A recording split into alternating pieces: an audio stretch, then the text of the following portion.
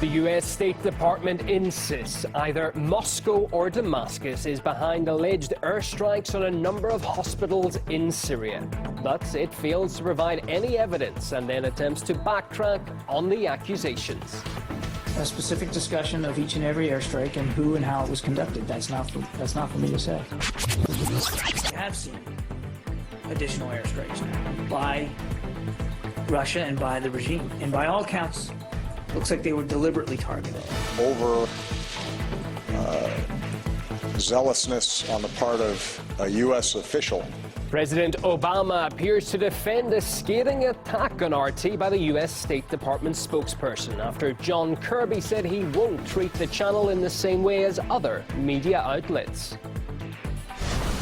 In the wake of Donald Trump's election victory, American voters make renewed efforts to revamp the Electoral College system by which the presidency is awarded. They're questioning how well it really reflects the will of the people. Also ahead, this RT News Hour, a cosmic panorama. RT brings you a 360-degree view from beyond the clouds with the help of a cosmonaut aboard the International Space Station, the first ever shot of its kind in such a setting.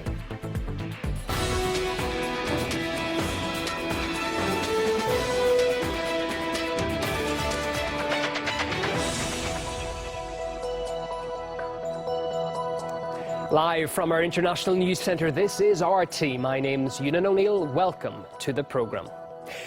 It was either Syria or Russia that conducted airstrikes that recently hit hospitals in different parts of Syria. That is the accusation coming from the U.S. State Department.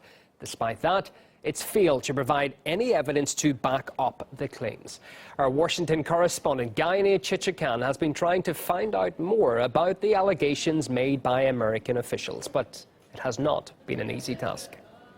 I did eventually receive an email from the State Department with the list of 5 hospitals which the State Department believes were hit by airstrikes in Syria over the past few days. The State Department cited the World Health Organization as the source of the information. Given the gravity of the allegations, I asked the State Department about how they drew their conclusions as to who did it. Did you, the State Department, draw the conclusion that Russia hit the hospitals based on their location, knowing that Russia was carrying out operations in Idlib in the past few days? We know it wasn't coalition aircraft, so it either had to be Syrian or Russian aircraft. I don't know and wouldn't get into, as I never have from this podium, a specific discussion of each and every airstrike and who and how it was conducted. That's not for me to say.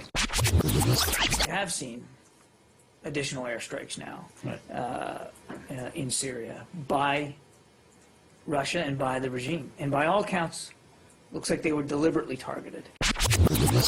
Who and how it was conducted, that's not for me to say. Well, obviously you said you don't know which Air Force hit which hospitals, but do you distinguish between the two, or do you accuse them both together of that? I wasn't making accusations. I was simply expressing concern that we had seen from credible aid agencies by Russia and by the regime. And we have no reason to doubt this because of the sourcing that we're getting, that 5 hospitals and at least 1 mobile clinic in Syria were struck. We reached out to the World Health Organization. They confirmed that 5 hospitals were attacked, 3 in western Aleppo and 2 in the Idlib province. The WHO also wrote us it is not their job to, quote, define the cause of damage sustained by these hospitals or to assign the blame, end quote. It has to be noted that in the past few days, Russia has carried out operations against al-Nusra and ISIL in the Syrian provinces of Idlib and Homs. It is not my job to say whether Russia did or did not hit the hospitals mentioned above. It is my job to ask for specifics. And that is what I did. Evidence is not what the U.S. State Department is interested in. That's how former U.S. diplomat Jim Jatras commented on the accusations in an interview with RT America's Ed Schultz. The State Department is quoting other organizations. They're not using their intel.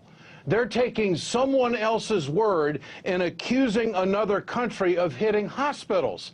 Now, I want to ask you tonight, is this standard operating procedure for the State Department? Unfortunately, it seems like it has become standard operating procedure for the State Department, that they're not interested in the accuracy of these charges. They're not even interested in showing the evidence or even attributing them to their original source so they can be given some degree of scrutiny, which is appropriate when you have something as grave as these accusations. How much of the back and forth that we've just seen here really is a backdrop to the strained relations between the two countries, that the United States seems to be just fed up that they can't make any progress at all in Syria, and it's now targeting the news agency that is asking the direct questions of actually what is happening on the ground in Syria. Your thoughts on that? I think that's the major part of what this is about. When all is said and done, the Obama administration's policy in Syria rests on maintaining some kind of viability of al-Qaeda and its allies in Aleppo, and they will throw every spitball and rock they can at the Syrians, the Russians, whoever, in order to blacken this offensive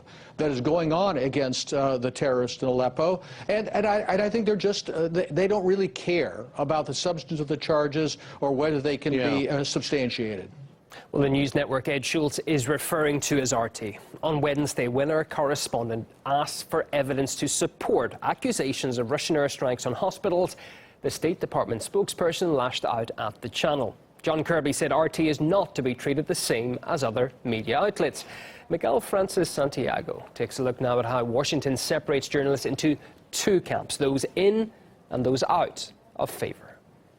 What happens when you ask the State Department to back up its accusations with evidence? You risk being labeled an outcast. I'm not going to put Russia Today on the same level with the rest of you. Oh, and why is that? A state-owned outlet. But they're not from a state-owned outlet. An interesting argument, except that RT isn't actually state-owned, but publicly funded, just like BBC, Deutsche Welle, or the U.S.'s own Voice of America. Not sure the State Department would try dodging questions from them in that way. So it looks like some outlets are in favor and others are not. And the State Department has repeatedly made it clear which group RT belongs to. Again, another ridiculous question. But what is the response? I think we're ready to move on to a new Ukraine question. Go ahead, Elise. The situation where the U.S. I'm going to give you just one more, honestly, and then that's it, okay? Sure. You have to be looking at these questions and almost laughing to yourself, don't you? I mean, they're absolutely crazy. You attack me when you want to evade a question. No, I'm not attacking you. I'm not attacking you. I'm going to answer the question in the way I think is appropriate, and I just did, and I'm going to move on Which is now. not answering. But if you dare talk to RT anyway, here's another reason to think again. You could upset the American president. Remember Obama hitting out at Donald Trump for his appearance on this channel? the doctor, who just last week went on Russian state television to talk down our military and to curry favor with Vladimir Putin. Now, the media was swift to label Trump Russia's puppet, even though the interview was actually with Larry King, one of the most respected journalists in the West, who happens to have a show on RT. Meanwhile, some U.S. officials are even scared they'll lose their jobs if they work with RT. This is an email we received from Pentagon, apparently by mistake, after we requested to attend their media event. No way are we going to support this. My G2, or intelligence operations, would kill me. Also, Rupli TV is a Russian propaganda platform. If things carry on like this... We will get to the point when, while holding a press conference, officials around the world will set up special tables or even rooms for the out-of-favor journalists. So how does this caste system of journalists work, and how do you become untouchable? Most of those journalists who turn up there wouldn't dream of ever asking a terribly important question and putting those press spokesmen on the spot. So whenever a journalist does that, breaks the house rules, if you like, then they immediately get ostracized and taught a lesson. Oh, well, looks like we're just bad learners. Miguel Francis Santiago, RT. Russia's Foreign Minister Sergei Lavrov commented on the harsh response RT's correspondent received during the State Department briefing. He said Mr. Kirby's comments were inappropriate for a diplomat. I believe it's unacceptable. I believe this is really not reflecting the American proclaimed values. And I hope that this was not the position of the State Department, and this is certainly not the position of the Secretary of State, I can assure you. Are you going to bring up this topic in the future? You said that this wasn't the right venue, but in the future, do you think? Well, we're not going to start every day by condemning Mr. Kirby. I believe Mr. Kirby must be disciplined by his own superiors, who respond for what he's doing and how he's doing his job. Russia's foreign minister was not the only high-level official to react to the incident. President Obama also commented, but in more veiled terms. In an age where there's so much active misinformation, and it's packaged very well, and it looks the same when you see it on a Facebook page or you turn on your television, where some zealousness on the part of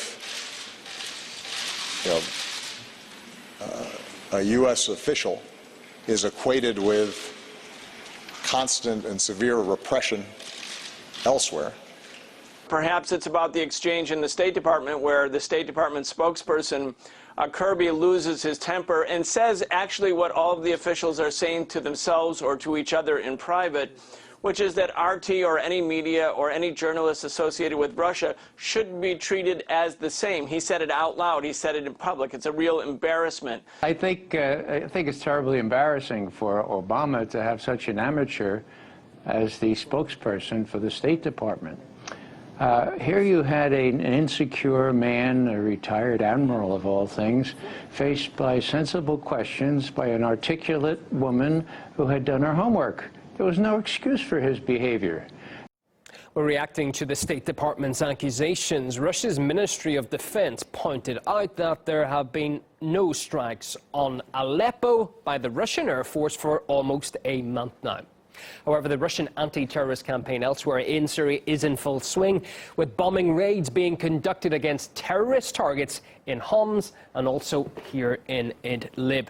Those operations are being supported by an aircraft carrier which recently arrived in the area.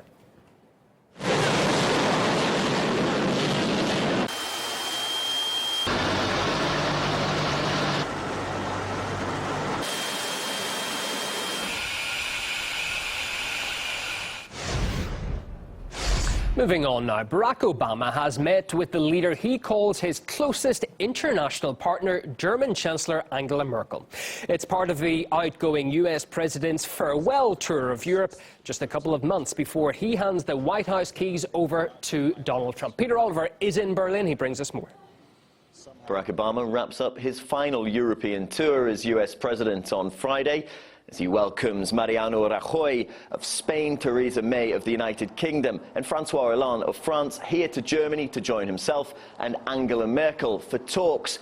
But on Thursday, it was all about the love-in between President Obama and Chancellor Merkel. The US president talking of his friendship with Mrs. Merkel, as well as going as far as to say that she had been his biggest ally on the world stage.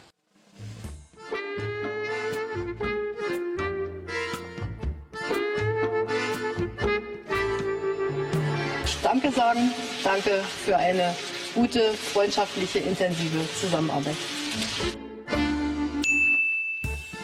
I could not ask for a steadier or more reliable partner on the world stage.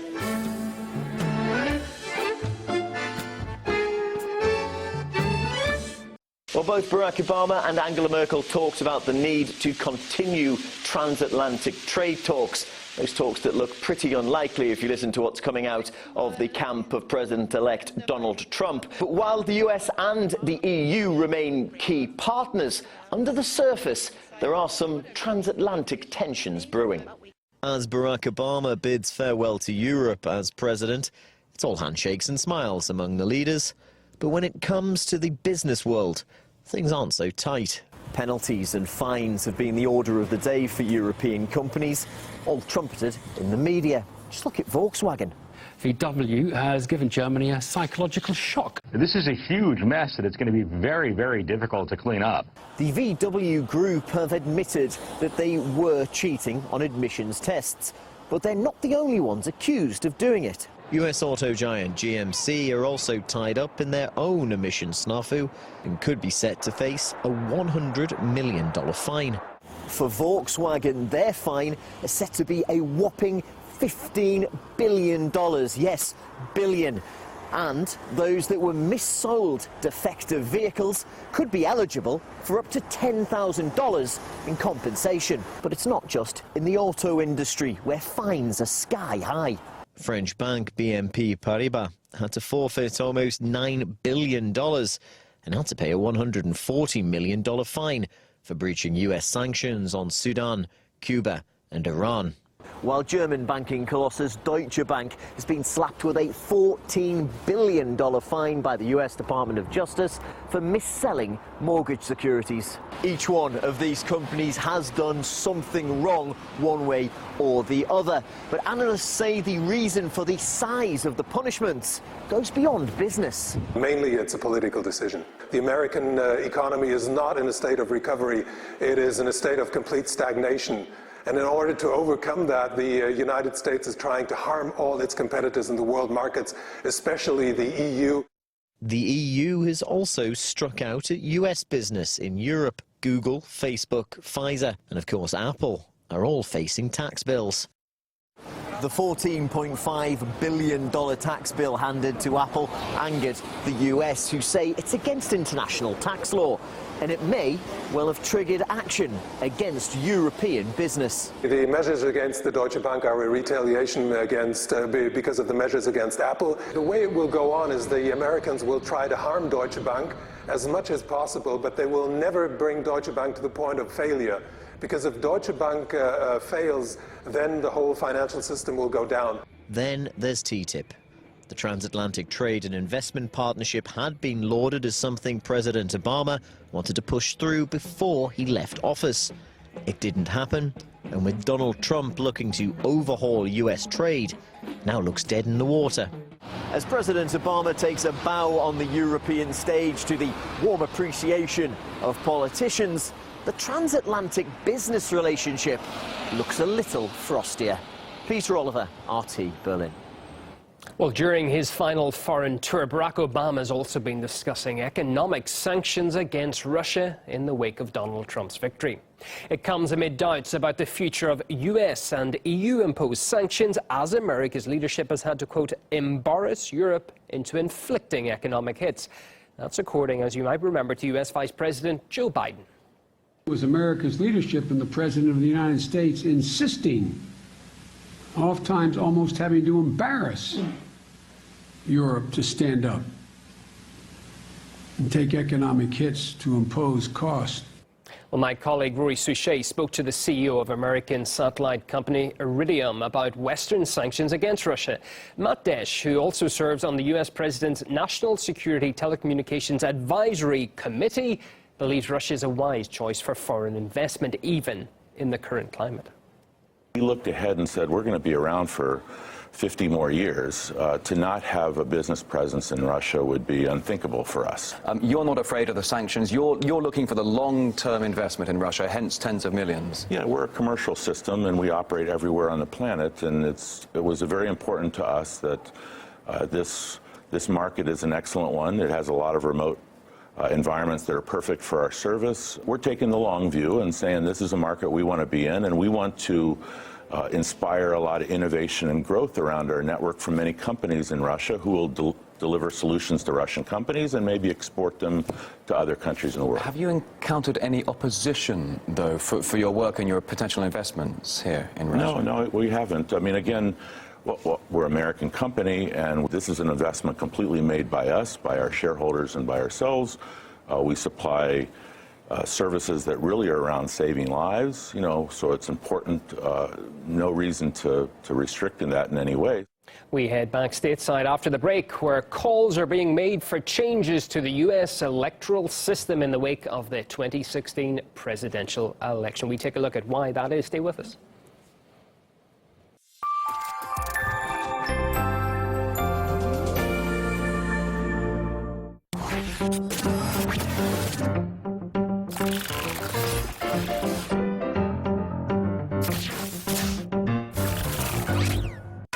This is Boom Bust, and these are the stories we are tracking for you today. I think that the euro is severely undervalued. That's the highest output in over 3 years. What the Fed really wants is inflation.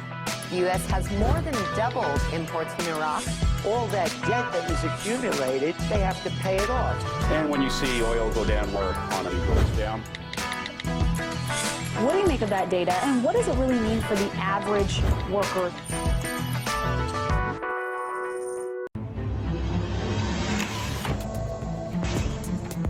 I'm Tom Harpin, and I'll give you what the mainstream media can't, the big picture. There's been no charges filed.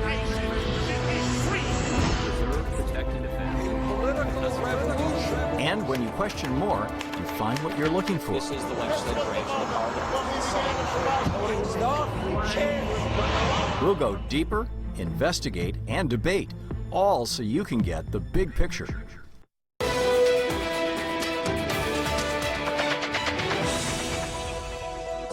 We start back on a stellar theme. Cosmic experiences are now no longer just the preserve of cosmonauts and astronauts.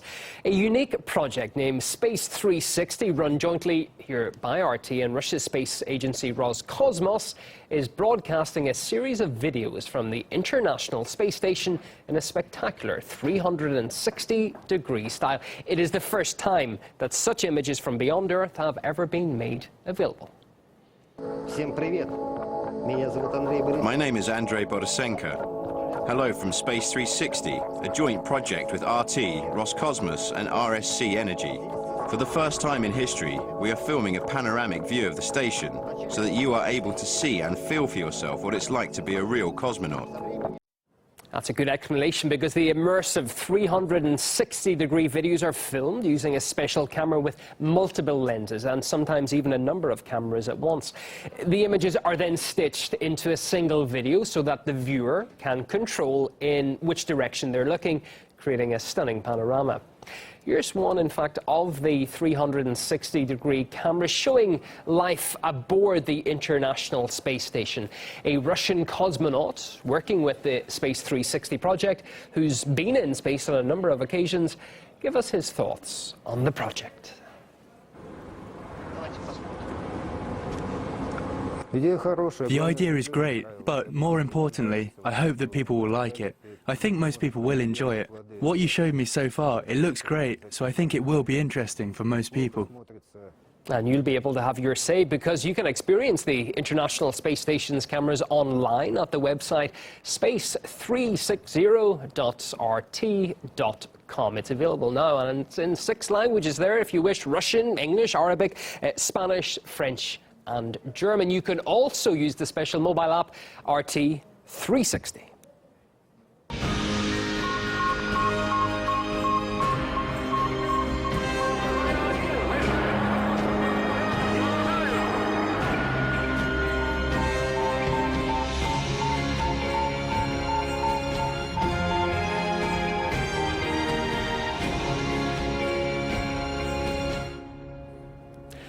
Now, heading back to Earth and to the US, we're following Donald Trump's election victory. Unhappy American voters have been making renewed efforts to change the Electoral College system, that's by which the presidency is awarded. They question to what extent it reflects the will of the people. We're getting into that on the streets of New York. This RT's Caleb Maupin. Every 4 years, the people of America elect their president, or not. Not directly. They elect the electors, and then the electors vote for the president. So it's not the popular vote that determines the president. And no one seemed to mind that very much until 2016.